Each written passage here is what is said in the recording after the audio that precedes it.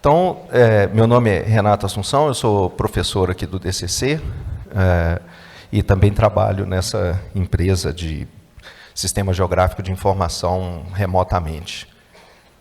O título da palestra é A Eficácia Irrazoável dos Dados. Espero que a razão do título fique clara daqui a pouco. A principal mensagem eu acho difícil ficar controlando essas duas coisas aqui, então, se eu de repente começar a falar nisso daqui e apontar com esse, não tenho muito costume de dar aulas assim. Mas a principal mensagem que eu gostaria que vocês levassem dessa apresentação é que a gente está vivendo o início de um período revolucionário na história da humanidade. E vocês, pensando principalmente aqui nos alunos de CC, Sistema de Informação, Matemática Computacional e Ciência dos Dados, vocês tiraram o grande prêmio. Porque vocês estão no lugar certo, na hora certa. Ciência dos dados é um dos motores dessa revolução que está começando. Então, você devia tentar tirar vantagem dessa oportunidade única, que raramente aparece na história, não apareceu na minha, e eu já estou no fim da estrada. E posicionar você mesmo para os próximos 30 anos, para o que vem por aí. Você vai ter incríveis oportunidades se souber aproveitá-las. A ideia é que Machine Learning é uma história antiga, mas, recentemente, ela começou a transformar o mundo. É a ciência de criar máquinas ou programas que melhoram a partir da experiência e interação com os dados. Os motores da revolução que eu uso quase como sinônimo, data science, ciência dos dados, machine learning, eu sei que tem diferenças, alguém aqui pode levantar, mas no fundo, elas são muito mais parecidas entre si, principalmente comparando com o resto das atividades ou acadêmicas, ou industriais, ou de serviços e tal, do que diferenças. Então, a menos que você seja um super especialista, eu vou tratar mais ou menos como sinônimo essas três coisas, e o que vem, os motores dessa revolução, então, são essas três coisas: o aumento constante da capacidade computacional, o acúmulo das grandes quantidades de dados que estão gerando insights e possibilitando a criação de produtos baseados em dados, e o desenvolvimento da teoria da aprendizagem estatística e os seus algoritmos. Os exemplos estão aí, na nossa frente o tempo inteiro. Esse alinhamento de planetas está gerando o desenvolvimento do carro autônomo, que é já uma realidade em alguns lugares, tradução automática entre línguas, geração de fala natural a partir de textos, a identificação de objetos em imagens, detecção precoce de anomalias no corpo humano. E essa revolução, se a gente pensar, eu estava falando que raramente acontece na história, porque realmente eu acho que revolução desse nível que está acontecendo, ela aconteceu poucas vezes. A primeira vez, claramente, foi ali, na Grécia. É um negócio meio incrível, assim, como é que foi possível criar tanta beleza e tanta ciência ao mesmo tempo? Um povinho, num lugar pequeno, um lugar escarpado, sem muita economia, pobre para os padrões de hoje em dia, e, no entanto, é incrível. Você começa com Tales de Mileto. Tales é um matemático, filósofo, mas mais do que isso, assim, ele é o cara que, pela primeira vez na história humana, ele resolve pensar sobre o mundo e tentar explicar o mundo com princípios racionais. Ignora completamente religião, mitos, outras explicações possíveis para o que pode acontecer com as pessoas, com os fatos, com a Terra como um todo, e acha princípios físicos para fazer isso. Tenta racionalmente entender isso. Gente, isso é um fósforo numa escuridão de milênios. É um fósforozinho riscado lá na Península Grega e dura, se você olhar, são 400 anos aqui, mas esses 400 anos, na verdade, é pouco na história humana inteira, e foi a primeira vez. E logo depois de Arquimedes, isso acaba. E aí vem um período longo em que a gente mantém esses escritos, estão aí até hoje para a gente ler, Mas a coisa só se desenvolve de novo bem mais tarde. E aí eu deixei só uma pessoa aqui, tem um monte de gente, mas a foto eu quis colocar só do grande gênio que começou tudo, o Newton, que aí consegue realmente fazer uma explicação fantástica sobre tudo o que poderia estar acontecendo no mundo físico à nossa frente. E a gente fica ali por algumas centenas de anos, desenvolvendo o que ele está fazendo, e aí vem uma terceira revolução. E essa revolução, ela mais curta, por 400 anos, 200 anos ali, agora aqui 50 anos. Isso aqui era o mundo em 1900, à esquerda, ali um mundo 50 anos depois. O que fez essa mudança fantástica? A eletricidade. Isso é uma frase famosa do Andrew Ng, um cara de machine learning famosíssimo, de que, na verdade, a inteligência artificial é a nova eletricidade. E realmente, se você pensar bem, eletricidade e magnetismo, né, as duas coisas juntas, estava sendo descoberta no final do século XIX, início do século XX. Não existia eletricidade nas casas, não existia eletricidade, a gente nem entendia direito o que é eletricidade. A gente fica fascinado vendo Harry Potter apontar uma porcaria de uma varetinha e fazer uma mágica qualquer. Eu faço isso aqui e ninguém se surpreende. Não é? É um negócio incrível o que a gente conseguiu dominar em pouquíssimo tempo. 50 anos depois, a gente tinha aviões, a gente tinha as casas eletrificadas, com geladeira, a indústria podendo acessar a eletricidade em grande quantidade. Então, transporte, manufatura, tudo isso mudou radicalmente. E agora a gente está vivendo uma nova revolução. É a IA que começa outra transformação. E a pergunta é, como é que a gente vai estar daqui a 20 anos, 50 anos também? Eu não sei, não vou estar aqui para ver, mas eu acredito que vai ser um mundo bem radicalmente diferente do que é hoje. O que está acontecendo, né? A gente tem aqui os Big Data. É a ambição da gente explorar essa crescente quantidade de dados que a gente tem para gerar inovações. Então, a ideia do todo o fuzz em torno de Big Data é a facilidade de gerar, armazenar, analisar e visualizar dados. E tem alguns exemplos aqui, vocês vão ver que essas transparências são antiquíssimas. Eu não consegui atualizar nada disso, embora eu tenha gastado tempo preparando isso aqui, mas a atualização foi difícil. Mas todo mundo sabe, os números são gigantescos, de vídeos sendo feitos uploads, o antigo Facebook, a Meta atual, o Instagram, etc. Então tem exemplos enormes e quantidades e números chineses sobre essas quantidades de dados. Então, essa grande quantidade de dados sendo gerados por unidade de tempo permite a gente ter acessos e consultas respondidas em grande quantidade. Eles são em grande variedade, texto, foto, vídeo, música, etc. E a gente tem um monte de, como eu falei antes, um monte de big words sobre Big Data. E eu meio que misturo tudo isso e não acho um nome... acho que qualquer um deles representa mais ou menos a mesma coisa. Pequenas nuances e pequenas diferenças entre eles. E o contexto em que essa revolução está acontecendo pode ser pensada em algumas frases que eu capturei aqui. Uma delas, do John Naisbitt, muito antiga já, mas era a ideia de que a gente está realmente se afogando em dados, mas famintos por informação. Então, a gente tem grandes bases de dados disponíveis, tem informação útil enterrada lá dentro, mas ela está invisível. E a sua tarefa é tentar extrair essa informação de lá. A gente está indo além do que a gente fazia quando eu estava começando a carreira, começando os estudos. Então, a gente tinha um simples armazenamento de dados e você fazia uma recuperação posterior da informação, via consultas no banco.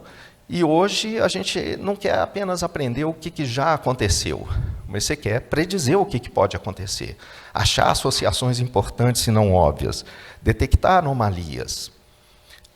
Outra frase que eu acho incrível é essa do Mike Lukids, que fala, olha, Data Science, a coisa importante é que ela permite a criação de produtos baseados em dados. E aí todo mundo sabe, essa segunda frase dele aqui, é aquela coisa famosa de que se você está na internet e está usando um aplicativo e não está pagando por ele, é porque você é o produto. Não, isso todo mundo já viu, sabe, Instagram, a rede, etc. Então você comercializa. E é exatamente isso. Essa possibilidade para esse tipo de produtos baseados em dados é uma coisa recente. O Nathan Yao, algum tempo atrás, ele falava, olha, tem um unicórnio aqui diferente. A gente precisa de gente que faça essas três coisas. Estatísticos que não sabem usualmente, mas que deveriam saber APIs, bases de dados e como extrair dados da internet. E, na verdade, essa lista de coisas da ciência da computação, gente que sabe analisar e encontrar significado em dados, a gente está conseguindo construir isso agora. Alguns anos depois, um pouco mais de 10 anos, a gente tem cursos agora de graduação criando exatamente esse tipo de unicórnio. Mas aqui, deixa eu fazer Então, todo esse hype e essa ideia bacana, muito legal, mas vamos ter uma visão um pouco mais sóbria também agora. Esse cara, o Michael Jordan, ele vem e faz críticas muito fortes nesse paper, que se acha aí na internet facilmente. Ele é um super pesquisador na área de machine learning. E ele falando, olha, na verdade, todo esse hype, cara, isso é só quantidade, escala em que a gente está fazendo as coisas, porque não tem grande novidade. Tudo que existe realmente de inovação já tinha sido criado antes. Não tem uma novidade muito grande. É verdade, mas aí os slides estão meio desconfigurados, né? Mas aí esse foi um paper com discussão, então tem esse comentário. Eu fiquei muito mais alinhado com o que esse cara aqui fala depois no comentário. Ele, olha, vamos tentar dar uma olhada para os princípios econômicos duráveis e para tentar julgar essa revolução da inteligência artificial. No final das contas, computadores, o que eles realmente fazem? Eles fazem aritmética e nada mais. Nada. Absolutamente nada. No fundo, é só isso. Eles não conseguem tirar minha blusa.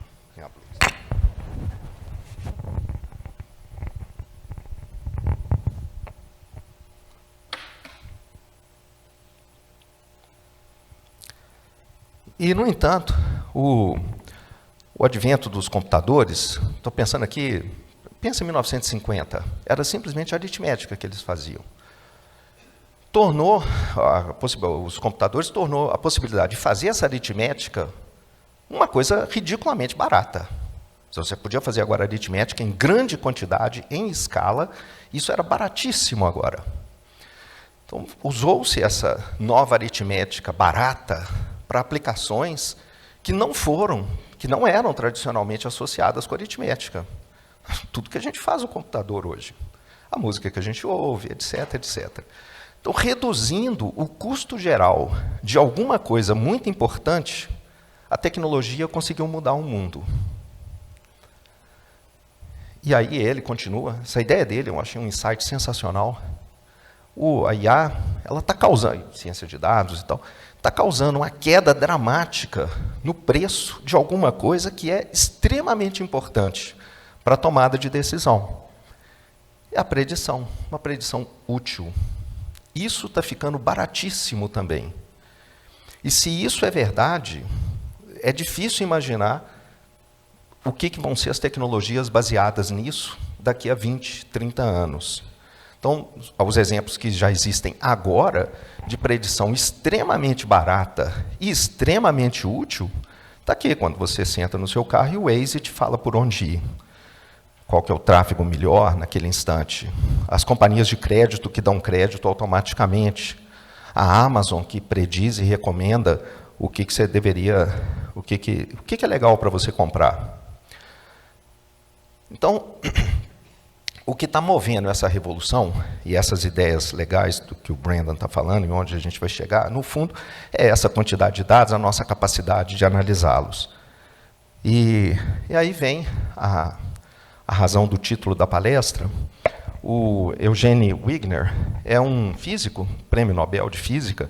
Ele escreveu um artigo muito famoso, muito citado, que é The Unreasonable Effectiveness of Mathematics in the Natural Science. Então, a ideia dele era como que a matemática, uma coisa que não tem realidade no mundo, é uma coisa totalmente abstrata, lógica, E como que ela é capaz de ser tão efetiva para descrever movimento de planetas, de foguetes, de mundo físico, termodinâmica, etc., fluidos. Então, isso assustou ele, o paper dele o tempo todo é sobre isso, era como que isso não era razoável. É alguma coisa difícil de entender exatamente por quê.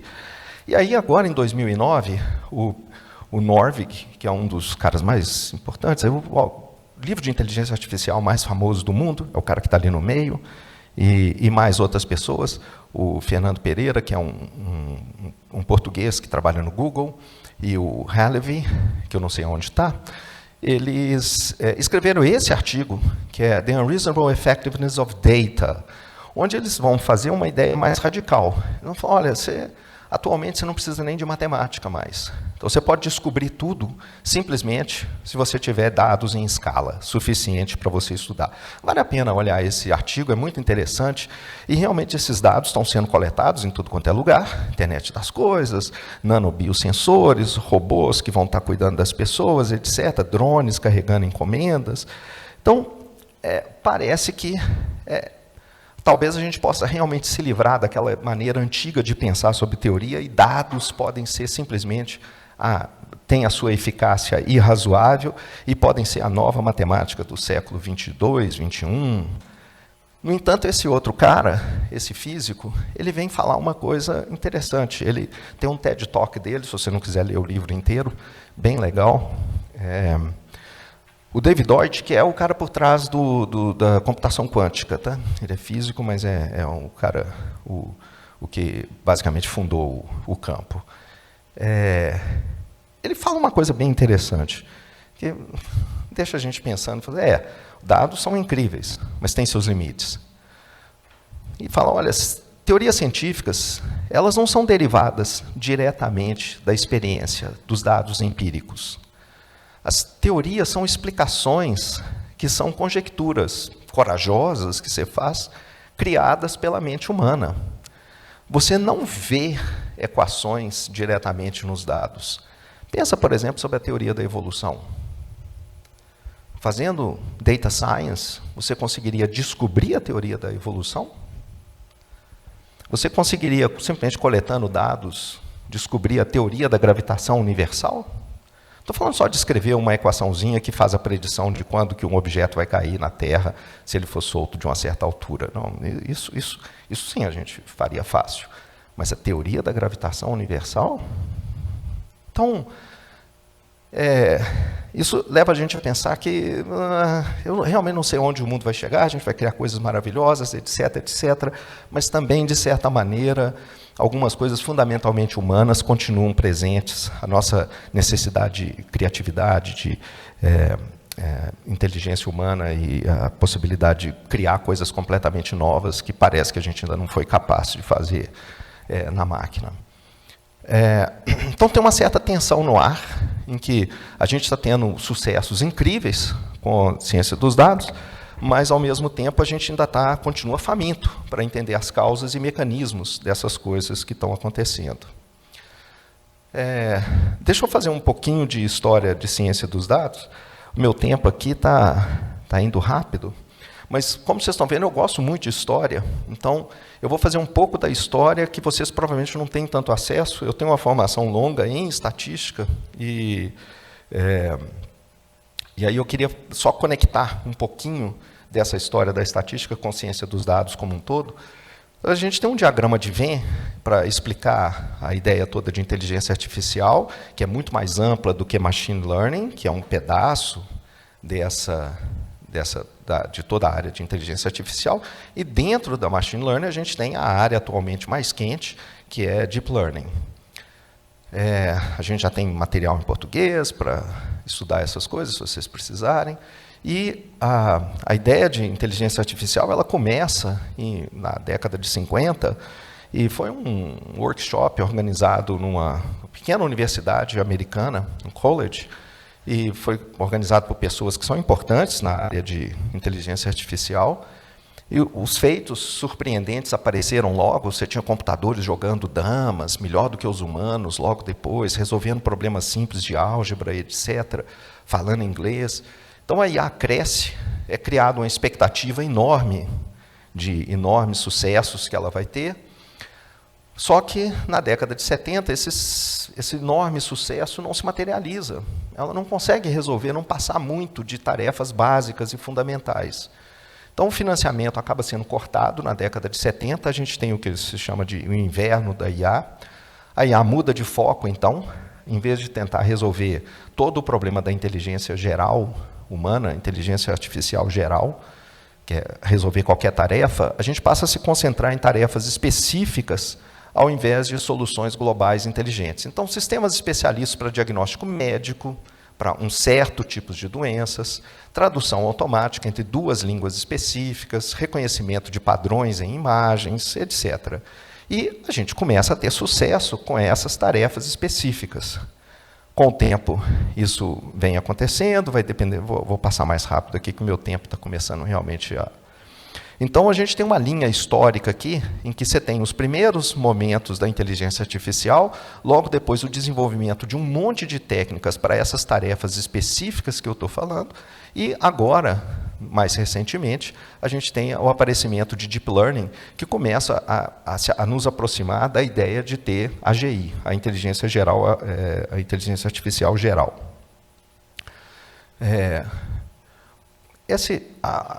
O Deep Learning, qual que é a razão para esse sucesso gigantesco do Deep Learning para resolver, quando eu estou falando de Deep Learning, a criação de músicas, como o Flávio apresentou aqui ontem, ou o ChatGPT que a gente está usando, é uma coisa espantosa. Então, a ideia é que tem duas razões fundamentais. A primeira é que, na maioria dos algoritmos de Machine Learning, você tem a necessidade de especificar ou pré-construir features, características que vão ser úteis para você manipular o sistema, predizer coisas, por exemplo, a próxima palavra. E muito do desempenho do algoritmo, ele depende de você ser capaz de especificar esses bons preditores, essas features. Só que isso é muito difícil em muitos problemas, e na maioria das vezes é um grande pesadelo, na verdade. E o que aconteceu é que Deep Learning começou a automaticamente conseguir obter essas features. E a segunda razão é que, tradicionalmente, a gente usa nas técnicas de Machine Learning, existe um certo platô, à medida que a quantidade de dados aumenta, o modelo, em geral, chega num certo limite de capacidade de desempenho. E esse platô é alcançado quando você atinge certo nível, e no caso de Deep Learning, aparentemente, esse platô não é alcançado tão facilmente, pelo menos a gente ainda não chegou nesse platô. E como a gente está conseguindo mais e mais dados, isso então é uma notícia muito boa. Mas antes de chegar no Deep Learning e falar um pouco mais sobre ele, deixa eu entrelaçar então a história, um pouquinho de estatística e ciência da computação. Quem vê um ou outro dos meus cursos sabe que eu necessariamente vou ter que falar sobre esse cara aqui. Esse cara é o Fisher, essa é a cara dele. Ele escreve 2 artigos há mais ou menos 100 anos atrás. História é importante, gente, porque ele tinha 32, 35 anos de idade. Quem que foi esse cara, esse Fisher? Tem 2 pessoas aqui falando. Primeiro, um dos caras falando, olha, ele é o cara, de certa maneira, o Newton da ciência dos dados.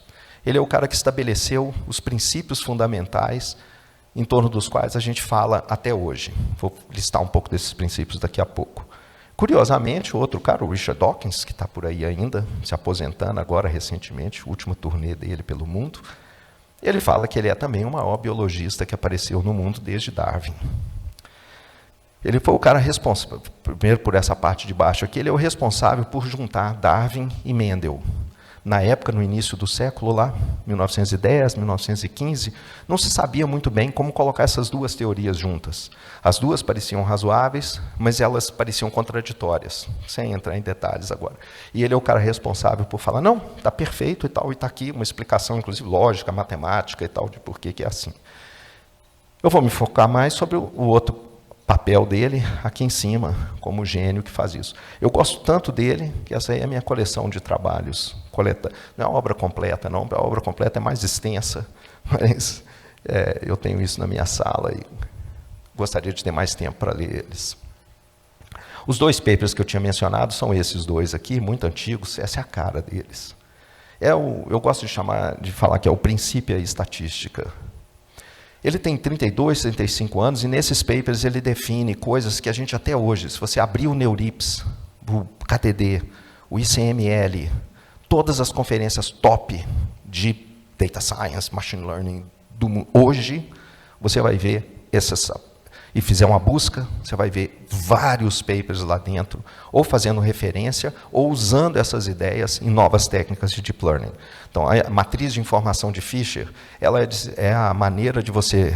é a mensuração do menor erro possível de estimação que você pode fazer, usando qualquer método que você queira.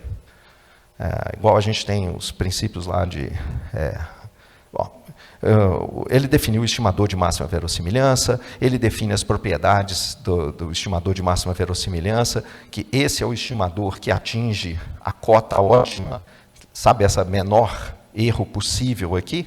Pois é, esse cara, MLI, é o cara que atinge isso. Então, é por isso que a gente até hoje, o tempo todo, usa máxima verossimilhança. Quando a gente minimiza a entropia cruzada, a gente está maximizando a verossimilhança. O conceito de suficiência, um conceito sensacional. E, bom, ele criou vários outros conceitos aqui. Por exemplo, componente principal, ele. Ele criou, então, os conceitos que guiam a gente até hoje. Algum tempo depois, aparece o Abraham Wald, esse cara, e ele faz várias ideias super interessantes. As contribuições são para a teoria da decisão. Ele basicamente define um formalismo matemático de como a gente toma decisões quando a gente tem algum problema que envolve dados aleatórios, estocásticos. Teve algumas contribuições sobre as propriedades assintóticas de testes de estimadores baseados em verossimilhança, a ideia de análise sequencial. Para você tomar uma decisão, você não precisa ficar pré-definindo quantos dados você vai coletar, você vai coletando e, à medida que você vai coletando, você toma uma decisão em algum momento, e essa decisão é a decisão ótima que você tomaria. São ideias muito legais. Mas eu vou apresentar aqui só uma curiosidade, um trabalho dele, que vocês talvez já tenham visto aí pela internet, na época da guerra. Ele morre, inclusive, muito cedo, com mais ou menos 40 anos de idade. Mas, na época da guerra, ele faz um trabalho. Os aliados estavam interessados em saber onde que eles deviam reforçar os aviões para que eles não caíssem quando fossem atingidos pela artilharia alemã. E aí eles fizeram uma coleta de dados nos pátios dos aeroportos, lá onde estavam os aviões de guerra, e aqui está uma representação esquemática de onde que eles achavam que estavam as balas que estavam atingindo os aviões. E aí, meio que surpreendente para todo mundo, o Wald falou, bom, então, vendo isso daqui, a gente está vendo claramente que a gente tem que colocar uma armadura mais forte aqui, aqui e aqui, aonde não tem bala. E aí é um raciocínio estatístico que você tem que fazer, que ele está dizendo, porque esses lugares, por que a gente não está vendo bala nesses lugares? Porque os aviões que foram atingidos aí não voltaram. Então, a amostra que você tem é uma amostra enviesada só para os aviões que voltam e que não são atingidos. Então, mude o seu raciocínio. Bom, é um cara sensacional. Nos anos 50 e 60, a gente tem uma matematização da estatística, uma coisa parecida com o que a gente está vendo agora em Machine Learning, uma formalização, uma tentativa de formalização extrema, muito grande, uma matematização pesada, difícil. Vários papers são quase ilegíveis, de tão complicados que eles são.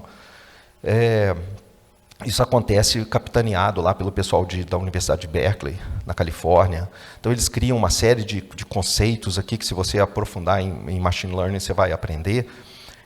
Mas essa tentativa, ela esbarra logo em problemas, porque os resultados ótimos, eles são limitados a situações muito simples, 1 ou 2 parâmetros assintóticos, e, no fim do período, fica muito claro que você precisa atacar problemas maiores, mais largos, E isso acontece nos anos 70, quando uma série de modelos que hoje são ainda usados para analisar séries temporais, por exemplo, os modelos ARIMA para séries temporais, modelo de regressão generalizado, modelo de sobrevivência do Cox para dados de sobrevivência, e uma série de outras técnicas, elas aparecem nos anos 70, mas é nos anos 80 que as coisas começam a mudar, que o impacto de computação em data science começa a realmente aparecer. Aparecem pela primeira vez os métodos algorítmicos. Em vez de ser métodos numéricos apenas, eles são métodos que dependem de você simular coisas ou você extrair, fazer reamostragem em cima dos dados. E uma série desses métodos, então, são desenvolvidos ao longo dessa década de 70.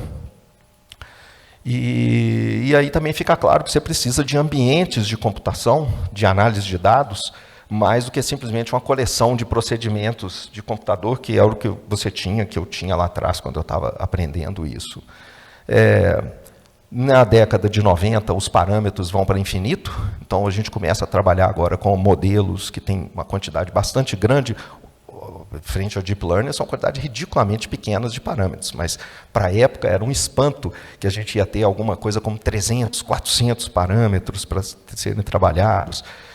E aí um novo milênio chega e começa a gente ver a eficácia irrazoável dos dados, que dados e dados e mais dados começam a fazer com que a gente seja capaz de atacar tarefas muito mais sofisticadas do que o que a gente tinha antes. Vou pular alguns slides aqui, por falta de tempo, gente.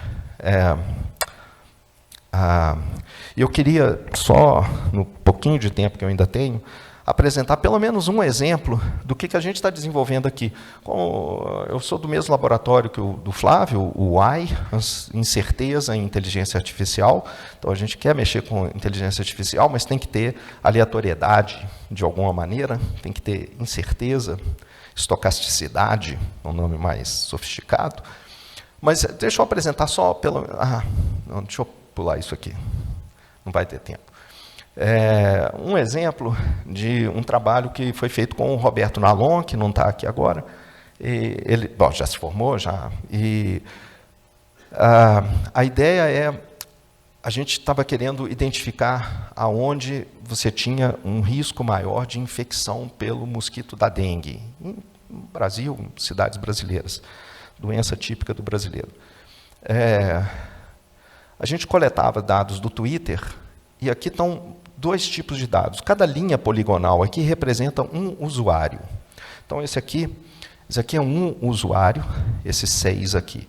E ele emitiu 3 tweets durante o período nosso de coleta de dados. E os locais aonde ele mandou o tweet foi aqui, aqui e aqui. Aqui tem outro indivíduo que postou seus tweets nesses locais aqui. E assim por diante. Teve alguns indivíduos que postaram só uma vez. Bom, os indivíduos, as linhas azuis e vermelhas, elas são distintas porque os azuis são os indivíduos que aparentemente não tiveram dengue. Os vermelhos são aqueles que, em algum desses tweets, eles mencionam no texto alguma coisa que nos leva a acreditar que, de fato, eles tiveram uma experiência pessoal com dengue. Então, a gente tem todo um trabalho de fazer o processamento do texto para isolar piada, pessoa fazendo piada ou alguma coisa. Então, uma tentativa de... Então, você vê que a qualidade dessa informação não é muito grande, mas a gente separa isso. Além disso, a gente marca aqui, essa marquinha indica o local, o post do indivíduo, a postagem dele no Twitter, no antigo Twitter, em que ele mencionou essa experiência pessoal com dengue. Na verdade, ele pode ter ficado doente aqui, e algum tempo depois é que ele menciona. Fala, olha, cara, perdi aquele jogo semana passada porque eu estava com dengue. Ele faz isso uma semana depois e nessa outra posição aqui. Então, o local em que ele talvez tenha sido infectado tenha sido esse daqui, semanas atrás. A ideia é tentar extrair desse dado informação sobre uma possível zona localizada de maior risco de dengue. Então, é essa a ideia, esses são os dados que tem aqui. O dado real não é essa linhazinha simples que eu mostrei anteriormente. Esse é o Rio de Janeiro, E é mais ou menos o que você pode ver. Aqui é outra visão, sem conectar as linhas, porque senão a gente não consegue enxergar nada, mas com a cidade de Goiânia. Você vê claramente alguns pontos vermelhos aqui, mas isso você tem que tomar um pouquinho de cuidado. Isso aqui pode ser devido a algumas pessoas que postam frequentemente. Aquele cara que a cada espirro que ele dá, ele tem que postar e mandar para o Twitter, enquanto que outras pessoas postam muito ocasionalmente. Então você tem um problema complicado aqui, e você não pode simplesmente olhar para esses dados da maneira como eles estão e fazer um cálculo. Então a gente derivou alguns modelos, um modelo de visita, que tentava calcular a zona mais provável que uma pessoa doente teria visitado. Lembra que a gente separa os doentes e os não doentes? E um outro modelo, que era um modelo de infecção, que seria a zona mais provável de que uma pessoa fica infectada se ele visitar aquela zona. Os dados são os mesmos, são esses que eu mostrei, mas são diferentes maneiras de ver os dados e definir modelos de verossimilhança. Então, no fundo, a gente está olhando para probabilidades condicionais de dois jeitos. Num dos modelos, a gente olha a probabilidade de você ter tweets numa zona Z, dado que você é um caso, e o outro é a probabilidade, o modelo de infecção é a probabilidade que você seja um caso, dado que você está tweetando de uma zona Z. Mas o fato é que a gente coletou dados do Twitter e tal, várias cidades, e eu vou mostrar aqui só um exemplo rápido de Sorocaba, onde no mapa de Sorocaba, e com os dados de Sorocaba, a gente identifica alguns locais que parecem ser realmente de maior risco, e se você olhar o que são esses locais, alguns deles são locais que talvez não representem um risco real, não sei, por exemplo, o aeroporto, mas outros, o parque, por exemplo, são locais que podem ser locais de risco real, onde o mosquito está se propagando, e onde não tem residência. O controle que é feito geográfico, tentativa de ver no mapa os locais de risco e para as secretarias de saúde atuarem, eles são baseados apenas no local de residência das pessoas. Então, você pega a Secretaria de Saúde de Belo Horizonte, faz isso, ela monitora, com ovitrampas, a quantidade de ovos de mosquito em Belo Horizonte como um todo, e fica olhando o local de residência dos infectados pela dengue. Mas não quer dizer que você tenha sido picado pelo mosquito no local onde você mora. Talvez o mosquito esteja se esperando aqui do lado de fora do auditório. Tome cuidado. Para terminar, não vou ter tempo de fazer mais nada, tem vários outros aqui, mas eu queria terminar pelo menos com um, dado que o Felipe Arcanjo, ex-aluno nosso que está no Google agora, está por aqui. Eu preparei uns slides sobre uma ideia que ele teve durante o curso que a gente tinha. Era um incômodo que ele tinha, era o seguinte: eu venho de manhã todo dia e tenho, na época era um iPod, né? No meu iPod eu tenho uma lista de músicas e a viagem é longa, eu não sei onde que ele morava, mas demorava para ele chegar aqui na UFMG. Então ele falava o seguinte: eu quero começar ouvindo alguma coisa de manhã, mas eu quero chegar na UFMG ligadaço, cara. Eu quero chegar ouvindo um tipo de música completamente diferente. Quero começar ouvindo lounge music, saindo de casa ouvindo lounge music, eu acabei de acordar e tal, mas chegando aqui eu quero... E a ideia é que essa trajetória deveria ser criada a partir das músicas dele, mas ele não queria a mesma playlist todo dia, porque senão, depois de 3 dias, você não aguenta mais ouvir a mesma lista de mesmas músicas. A playlist dele, na época, não tinha Spotify ainda, mas era muito grande. Então, esse foi um trabalho que foi feito com o meu colega Pedro Omo, a Carolina, que está na Alemanha, o Marcos, que está na Big Data, na empresa. E a ideia foi que a gente conseguiu colocar as músicas usando extraindo features, aqui do jeito mais tradicional, sem deep learning ainda, extraindo features e colocar elas num mapa, e a ideia era gerar essa trajetória aleatória aqui. Você dá um ponto de partida, um ponto final, e você cria, a gente usou o movimento browniano, umas coisas matemáticas complicadas, para criar essa trajetória aleatória aqui. Essa daqui, tracejada, é outra trajetória com os mesmos pontos iniciais e finais. Então, o Marcos, na época, desenvolveu isso daqui, a gerador de playlists. As músicas têm que estar no YouTube, senão ele não consegue achar todas, mas Eu, sinceramente, eu não sei se Beyoncé é muito diferente do Elvis Presley. Eu não sei, eu não sou tão ligado. A gente só ouve música da adolescência da gente, né? Então, nenhum do Elvis Presley não é da minha adolescência, não, tá? Não é assim. Então, a playlist está aqui, ela foi criada agora, e você pode ouvir ela lá no YouTube. Eu vou deixar para você fazer isso depois, porque senão... A língua mais fácil de aprender é a língua italiana. Olha só, porta é porta também. Rádio. Começa com a música que eu pedi.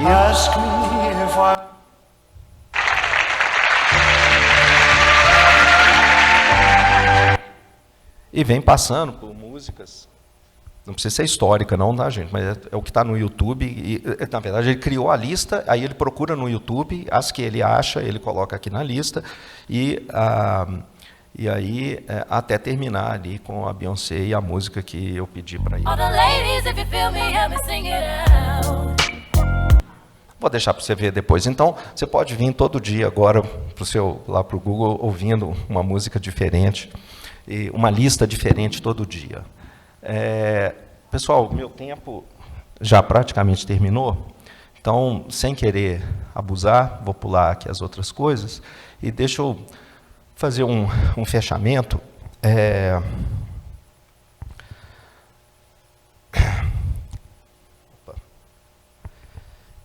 Então, eu tentei insistir aqui que a gente está à beira de uma revolução. E isso vem do Wait But Why, um site bem legal, eu gosto bastante do cara que escreve lá. E a ideia era que você está ali, naquele pontinho no tempo, e, na verdade, se você pensar bem, o dia de hoje não é muito diferente do de ontem, nem tão diferente assim do ano passado. Então, que diabo de revolução é essa que está mudando tudo, que eu não estou vendo e que eu não estou sentindo? Então, o dia de hoje parece um momento como qualquer outro na vida da gente, mas talvez a gente esteja aqui. Você não está vendo isso, porque é difícil da gente ver o futuro, mas talvez seja isso que esteja esperando a gente. E se a gente pensar sobre... Eu gosto de história, né? Você pensar no que foi a sua trajetória, que foi uma trajetória aleatória ao longo da vida. A gente está aqui hoje, cada um de nós, e teve uma trajetória qualquer, desde o momento em que a gente nasceu, e dá uma angústia danada você pensar tudo que você perdeu de oportunidade ao longo da vida. Eu fico morrendo de saudade dos caminhos que eu não trilhei. Mas, e tem até um poeta que expressou isso de uma maneira, esse lamento de um jeito um pouco mais bacana, né? Mas, em vez da gente ficar pensando sobre lamentando as oportunidades perdidas, o melhor é a gente considerar o que vem por aí, o que a gente tem pela frente. Então, a árvore de possibilidades, a partir de onde a gente está, é gigantesca, e vários deles são caminhos incríveis. Não adianta a gente ficar tentando otimizar aonde exatamente você quer estar aqui do outro lado, porque é muito difícil conseguir acertar qual é a trajetória que vai te levar lá. O melhor é realmente tomar decisões em cada instante, almejando algum lugar, mas considerando o prazer que você tem e o ambiente em que você está. E essa é uma oportunidade muito legal. Aqui na UFMG, a gente está cercado de gente incrível.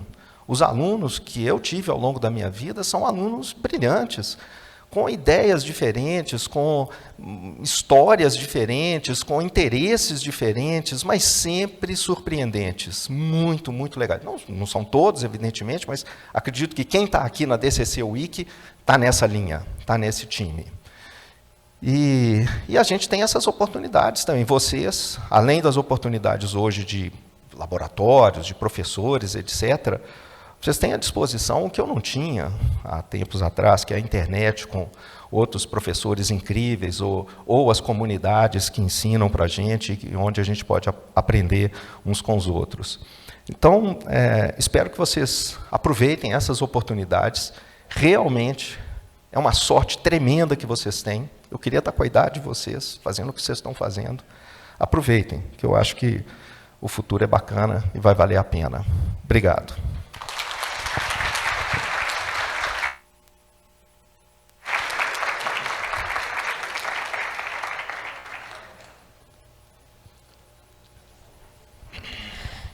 Temos perguntas? Alguém tem pergunta? Então, vou fazer as do Daniel. Não. Então, a ciência de dados tem uma eficácia irrazoável. Por que é uma surpresa ser capaz de construir modelos a partir dos dados? Por que desculpa, como é que é? Por que o quê? Porque é uma surpresa? A ideia não é construir modelos a partir de dados. Modelos você pode construir, mas que os modelos realmente consigam predizer com a eficácia que eles conseguem. Gente, o ChatGPT está predizendo a próxima palavra ali a cada instante. Você não fica embasbacado com isso, não? Você fez lá, você entrou com seu prompt, aí a partir disso ele fala, bom, a próxima palavra é essa, depois é essa, depois é essa, depois é essa. Você esquece disso, você fala assim, não, você discute com ele, você começa a argumentar como se fosse o seu amigo, você começa a falar, não, peraí, não foi isso que eu perguntei, é assim, é assado. Gente, isso é chocante. Dado que estamos em uma nova revolução, quanto tempo você acha que esse movimento revolucionário vai durar? Estamos em qual ponto desta onda agora? Gente, predição boa é predição para o passado. Predição do futuro é muito arriscada, porque amanhã você vai... Não sei. Eu não vou tentar fazer predições. Assim.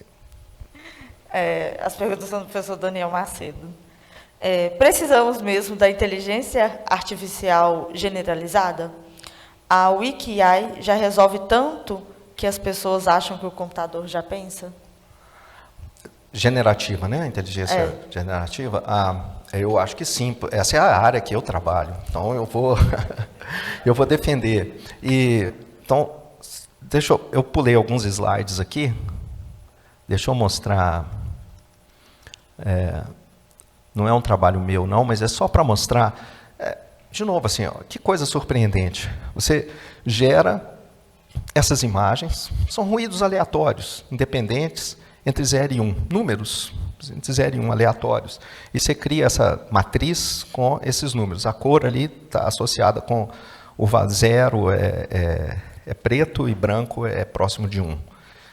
E aí, você está aí com mais ou menos 1 milhão de números, 1000 por 1000, mais ou menos. Eles são totalmente independentes um do outro.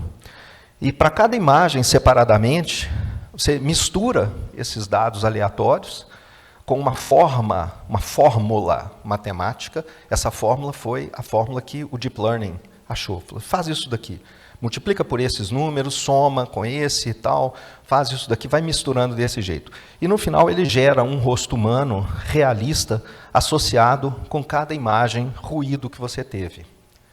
Como você gera ruídos completamente aleatórios, cada vez que você gera um ruído aleatório, sai uma face completamente diferente. Mas olha o nível de realismo dessas faces. Isso não é um Frankenstein. Pegou a orelha de um, o olho do outro, a testa de um terceiro, e saiu colando e tal. Então, a criação desses exemplos novos, não vistos, é incrível. Tem aqui um site, eu não vou ter tempo de fazer isso, mas depois você procura, Which Face is Real? Na verdade, a ideia é a seguinte, cada vez que você clica lá, ele gera 2 imagens. Uma dessas foi gerada a partir de ruídos aleatórios, como aquele que eu falei, e é uma pessoa que não existe. A outra é a foto de uma pessoa real. E a sua tarefa é descobrir qual dos dois que é real. E aí você tenta, e aí você clica e ele gera de novo imediatamente, aí você tenta de novo, aí você tenta de novo, aí você tenta de novo. Você tem que acertar bem mais do que 50%. Porque se você perguntar para um chimpanzé, qual dos dois, você quer a banana da direita ou da esquerda? Ele vai escolher por acaso e vai acertar mais ou menos 50% das vezes. Então, para você acertar realmente, você precisa acertar bem mais do que 50%. E você vai ver que é uma tarefa difícil, bem difícil. Assim, isso é, inclusive, a generativa de alguns poucos anos atrás. Agora a gente tem o ChatGPT, é outra coisa, é de novo outro mundo. Onde isso vai chegar? Todo mundo quer saber. Essa é a pergunta de muitos milhões de dólares.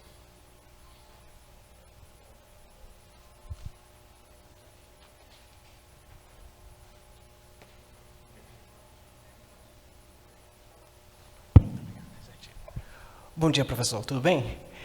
Bom, Tudo bem. Minha dúvida, como o senhor gosta de história, ao longo do século XX, a gente teve muitas tecnologias e muitas teorias científicas surgindo e que elas pareciam grandes revoluções, mas ao longo do tempo foram apresentando certos limites. Por exemplo, o Russell, ele veio com a ideia de que a matemática poderia explicar tudo, e aí veio o Gödel, que aí deu uma ideia de que a matemática tem certos limites.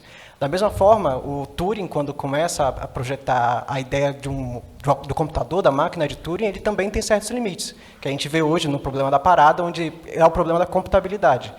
Da mesma forma, a gente tem hoje que, irrazoavelmente, esses dados são efetivos. Eles funcionam bem, descrevem bem a realidade. Mas, na sua visão, o senhor acha que tem um limite? E se houver, qual seria a sua sugestão? Qual seria o seu palpite? De onde é esse limite?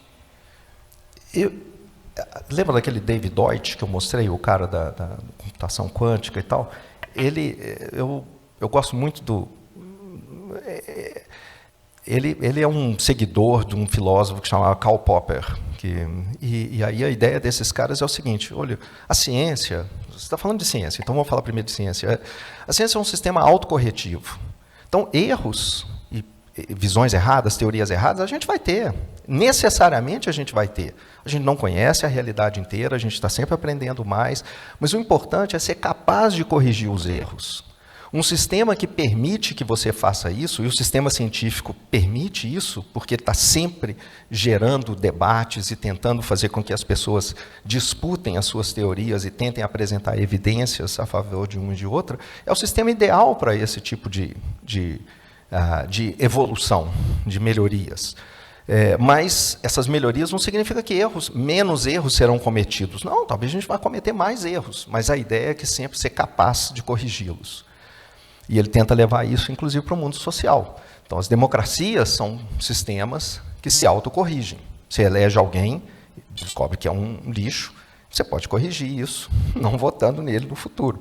Então, essas são algumas ideias importantes para a gente ter, inclusive, para os dias de hoje. Vale a pena ler o material do David Deutsch. Temos mais alguma pergunta? Professor.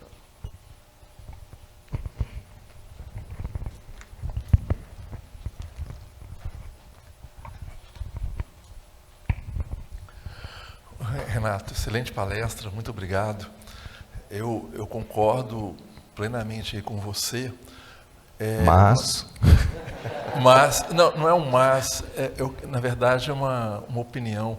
A gente está num turning point, né, que realmente a humanidade vai mudar. Né? Você falou em 50 anos, eu acho que é muito menos. Né? E uma questão que eu sempre coloco para os meus alunos, e tem alguns aqui, eles vão saber de que eu estou falando, que esses benefícios, na minha visão, talvez eu seja um pouco pessimista, eles não vão chegar da mesma forma para todas as pessoas. Muito simples. A ONU acabou de encerrar uma discussão de como que ela deveria atacar a próxima pandemia. E não houve uma discussão porque os países que não têm acesso a esses recursos, eles gostariam de ter acesso, por exemplo, a vacinas, medicamentos, enquanto os países que detêm essa tecnologia, né, não abrem mão das patentes que geram esses medicamentos. Então não houve acordo. Aí você pega esses países que detêm essa tecnologia daqui a 20 anos. Aí você olha para a África, você olha para a América Latina, você olha para o Sudeste Asiático. Aí você lê, falando de história, né, Admirável Mundo Novo, Aldous Huxley, livro escrito em 1931. Né? Cidadãos de primeira classe, segunda classe. Você acha que é para isso que nós vamos?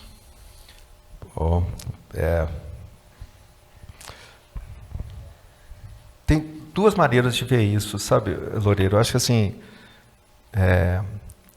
a desigualdade criada a partir do poder que, inclusive, a IA pode oferecer para um regime totalitário passar a controlar a vida de todo mundo, com câmeras, com crédito, tudo, absolutamente tudo, é realmente atemorizante. É uma coisa que não existia antes. O governo soviético tentava controlar a vida de todo mundo, mas não era possível você estar ouvindo o que todo mundo está falando o tempo inteiro. Eu tenho só um amigo aqui que está imune a todas essas... a tudo isso. Mas o resto de nós não tem... Você sabe disso. Você sai de casa e imediatamente ele fala quanto tempo você vai... Como ele sabe que eu estou indo para lá? Então, sabe tudo. Então, isso eu acho... Eu morro de medo disso, muito mesmo. Não sei o que vai ser o futuro desse jeito. Por isso, a insistência em democracia. Mas a desigualdade entre as pessoas, eu acho que ela vai continuar existindo, porque as pessoas são desiguais, e espero que sejam mesmo. Eu gosto de ver pessoas diferentes, tentando coisas diferentes. Eu acho que cada um tem que ter a sua individualidade, tem que ser diferente. E aí isso vai ser recompensado pela sociedade como um todo, de uma maneira maior ou menor por algumas pessoas. Então, alguns vão escolher caminhos que não vão ter um retorno financeiro muito grande, mas vão ter mais tempo livre, vão ter férias mais longas, como as que a universidade oferece para a gente, vão ter um ambiente muito mais legal, o café, eu acho que o café lá do DCC, a sala do café, é muito mais legal do que o ambiente corporativo, onde a minha esposa trabalha, que é um ninho de cobras terrível. Então, eu acho que vai ter diferenças. Agora, por outro lado, teve uma época que eu tinha passado, ido da França, fui lá conhecer o castelo de Versalhes, onde morava o rei francês, na véspera da Revolução Francesa. Então, pega aí 1789, 1700, né? Vamos pegar 1750, 1760, e aí você chegava no castelo, enorme, gigante, tudo, mas você olha o sofá em que ele sentava, a privada que tinha disponível, tinha pouca privada no castelo, a cama, você mexe na cama, isso era o rei. E aí, logo depois, eu tive que ir no norte de Minas e fui na casa de algumas pessoas, meu sogro tem terras lá, e eu fui lá na casa de alguns dos trabalhadores. Falei, gente, mas esse cara tem uma vida melhor do que a do rei francês há 250 anos atrás. Então, tem desigualdade ainda, mas está todo mundo. Os benefícios são desiguais, podem continuar sendo desiguais, mas tem benefício para todo mundo, porque senão a alternativa é o quê? Gostaria de agradecer mais uma vez o professor Renato, com a salva de palmas.